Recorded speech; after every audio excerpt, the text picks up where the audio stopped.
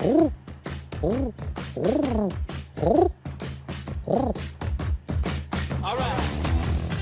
je dis il bluffe. En créant son propre jeu de société, Rémi a réalisé un rêve avec pour objectif de recréer du lien social entre les joueurs, que ce soit entre amis ou en famille. Premier like. Dès qu'on fait des soirées entre copains ou en famille, il y a forcément un moment où le téléphone va sortir et je trouve qu'il déconnecte. Et moi, ce que j'adore dans les jeux de société, c'est que c'est le moyen de réattraper l'attention de tout le monde, de concentrer tout le monde sur une même chose. Et il y avait un jeu que j'adorais qui s'appelle le jeu du dictionnaire, qui est un jeu très simple dans lequel finalement on essaye d'inventer des fausses définitions et de faire croire aux autres joueurs qu'elles sont vraies. Et je trouvais que cette mécanique de bluff, elle était hyper rigolote. Et j'avais envie, non pas de la limiter à des définitions de mots, mais de me dire qu'il y a plein d'histoires, d'anecdotes,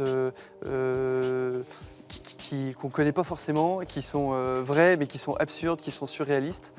Le deuxième like, eh bien ambiance garantie avec ce jeu, démonstration avec certains membres de l'Académie des Arts Dramatiques de Chantilly qui se sont prêtés au jeu. Donc on va jouer à Pigeon-Pigeon, c'est très simple, c'est un jeu en équipe. Vous allez tirer une carte, sur la carte vous avez la question et la bonne réponse. Donc votre objectif à vous, c'est d'inventer des fausses réponses pour que les autres ne croient non pas la vraie réponse, mais plutôt les vôtres. Une fois que les deux équipes ont fini de brainstormer et ont leurs 3 réponses, la bonne et 2 fausses, et ben on se pose des questions. La dernière volonté de Frédéric Bord était que l'on mette ses cendres dans une bonbonnière, une boîte à lunettes ou une boîte de Pringles. Donc l'équipe bleue, quand on leur pose une question, ils sont obligés de miser tous leurs jetons sur les 3 réponses qui seront posées là. À la fin, quand on dévoile la bonne réponse, vous gardez que les jetons qui étaient sur la bonne. C'était l'inventeur des boîtes de Pringles. Et je pense que c'est vraiment un bon jeu qui met l'esprit d'équipe en avant. C'est très ludique et c'est familial, c'est convivial et ça développe l'imagination aussi. Oui, c'est surprenant, on apprend des choses surprenantes et c'est agréable. Fier de son expérience, c'est notre 3e like. Rémi était totalement novice dans l'univers professionnel des jeux de société et il a consacré 8 mois à la création de Pigeon-Pigeon.